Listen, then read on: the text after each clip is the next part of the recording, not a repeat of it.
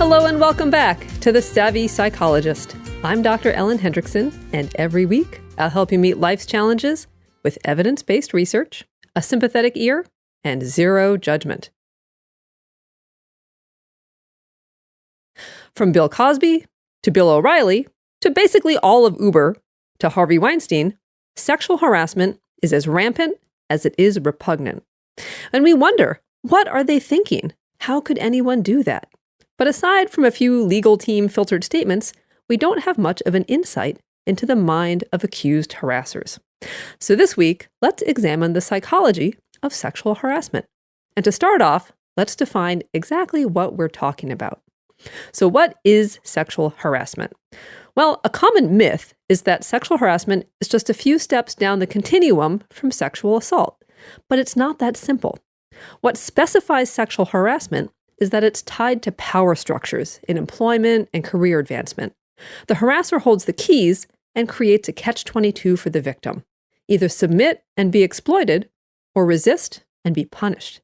It's a no-win situation of power, control, and intimidation.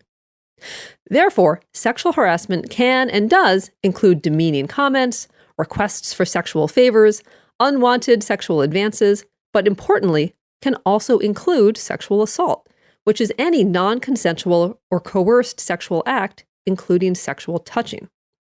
Okay, harassment is also different than unwanted sexual attention, which consists of unwelcome come-ons and comments that are not primarily designed to demean and intimidate.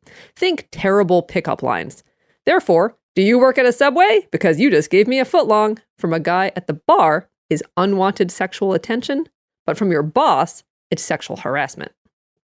To be sure, it's not always women as victims, men as perpetrators, even though that is the vast majority of the cases. In 2016, of the almost 13,000 charges of sexual harassment logged by the Equal Opportunity Employment Commission, widely regarded as the tip of the iceberg, 83% of them were filed by women. And women who face sexual harassment by bosses and supervisors aren't just rising Hollywood starlets or Yale-educated lawyers who once worked for Supreme Court nominees.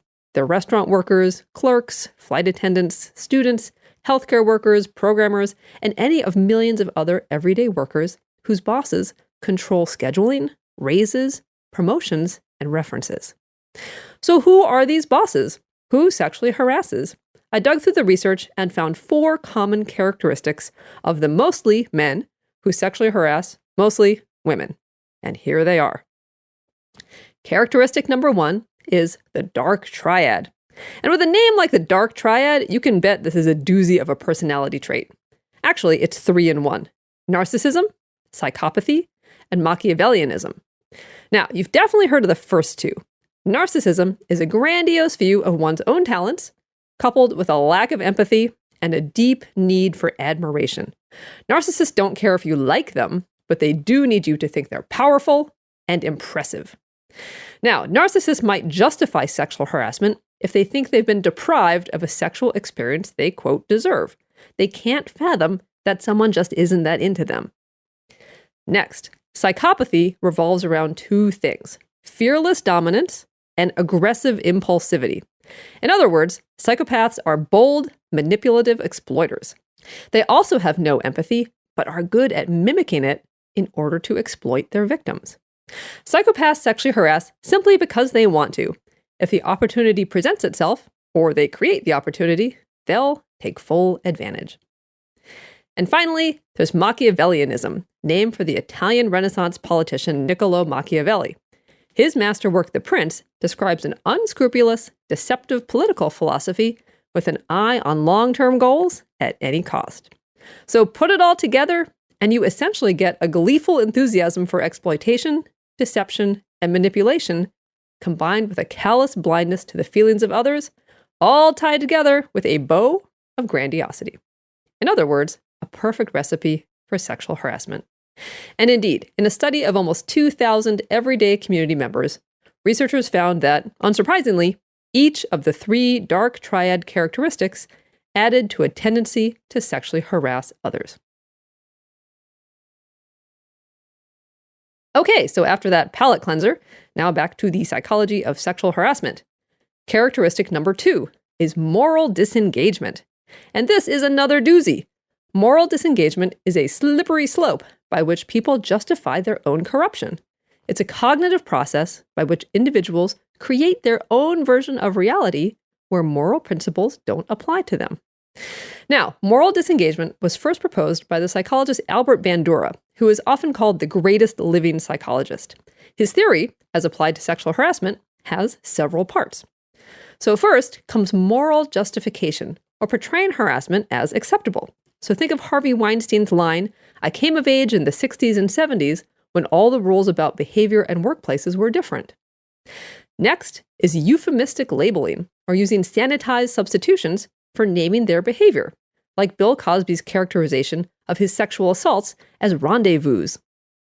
Third is displacement of responsibility, which attributes the harassment to outside forces, like Weinstein's "that was the culture then." Then there's advantageous comparison, which is the assertion that their behavior could have been worse, and distortion of consequences, where individuals minimize the harm wrought by their actions. Finally, there's dehumanization and attribution of blame, which respectively eliminate concern for the victim and blame her for the incident. Bill O'Reilly did this when he commented that a woman who was raped and killed was, quote, moronic because she was wearing a miniskirt and a halter top, and that, quote, every predator in the world is going to pick that up. The end result? Harassers sleep well at night because, through moral disengagement, they rest assured that what they did was within the realm of normalcy, deserved, and didn't cause any harm. The mind is a tricky thing. Often, we choose our behavior to match our values, but sometimes, through moral disengagement, we change our values to justify our behavior. This is how sexual harassers can maintain their view of themselves as decent, even morally upstanding people. Next, characteristic number 3 is working in a male-dominated field. Sexual harassment is well documented to be more prevalent in traditionally masculine fields, like the military, the police, surgery, finance, and more recently, high-tech and the upper echelons of the entertainment industry. This goes back decades. A classic 1989 study of 100 female factory workers found that women who worked as machinists, a position dominated by men, reported being harassed significantly more often than women who worked on the assembly line, which was more gender equal. And finally, characteristic number 4 is hostile attitudes towards women.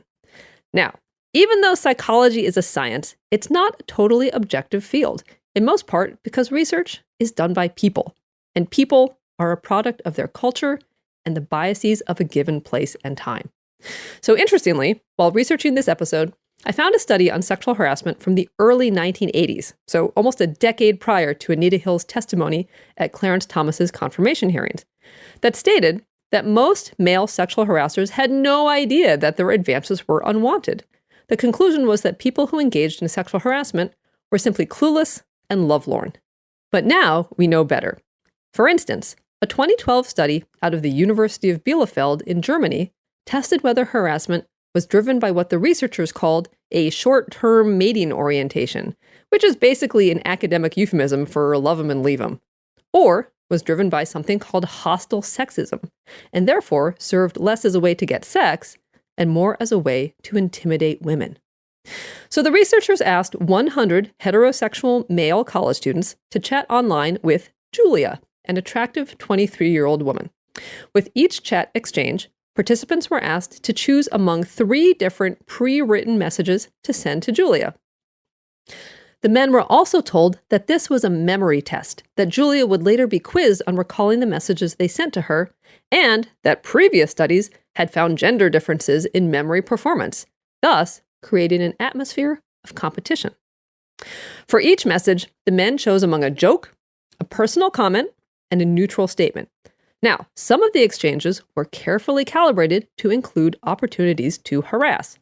For example, in one combination, the choice included a sexist joke not specifically about Julia. What's the difference between a woman having her period and a terrorist? With a terrorist, you can negotiate.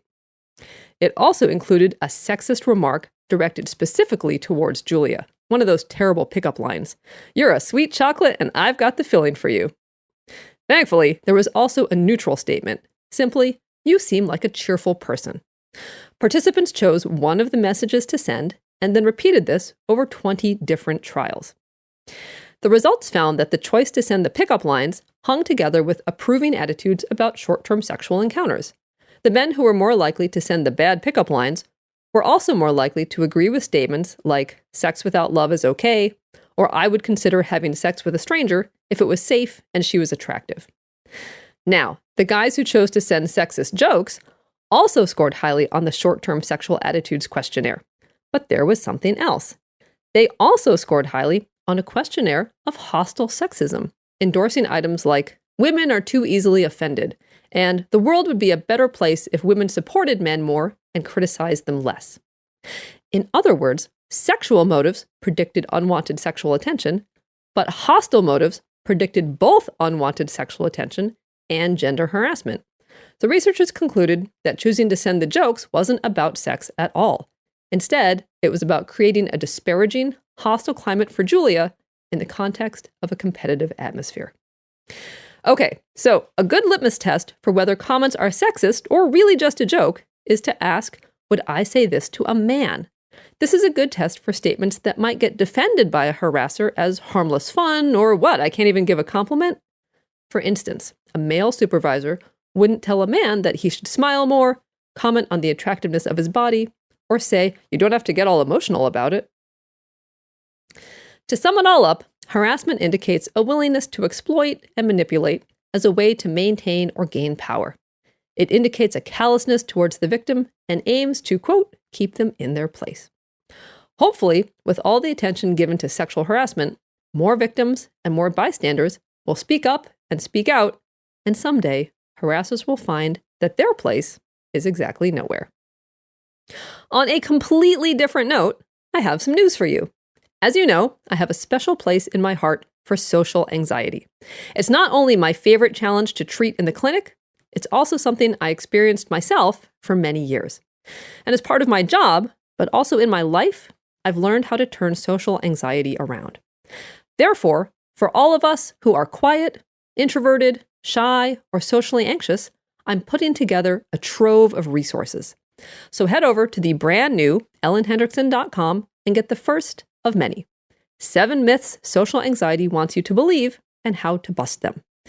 Every day for 7 days, I'll send you daily exercises to help you rise above social anxiety, all with the evidence-based research, actionable tips, and eye-rolling humor you've come to expect from the podcast. So check out ellenhendrickson.com, put in your email, and every other week I'll send you free resources to quiet social anxiety and build your confidence. I have lots planned. Quizzes, original articles you won't find on the podcast, interviews with luminaries in the field, and a lot more. As for the Savvy Psychologist, don't worry. Everything you love about the podcast is staying the same. Speaking of which, never miss a thing when you sign up for the newsletter at quickanddirtytips.com/newsletters or subscribe to the podcast on Apple Podcasts or Stitcher. You can always listen on Spotify, follow the show on Twitter at QDT Savvy Psych, or like on Facebook, where there are always links to episodes no longer available on Apple Podcasts. I'm Dr. Ellen Hendrickson, and as always, the Savvy Psychologist is strictly for informational purposes and doesn't substitute for mental health care from a licensed professional.